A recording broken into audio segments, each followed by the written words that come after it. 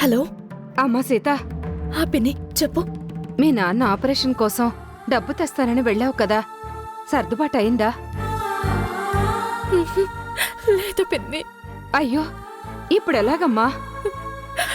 అదే నాకు అర్థం కావడం లేదు. ఎవరిని అడగాలో, ఏం చెయ్యాలో.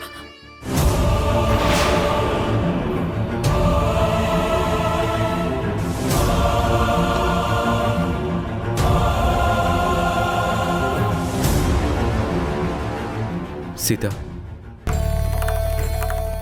ఫోన్లో ఎవరు? మా పిన్ని. ఎవరిని అడగాలో అంటున్నావు? దేని గురించి? సీత, నా దగ్గర నువ్వేదో దాస్తున్నావు. ఏంటది?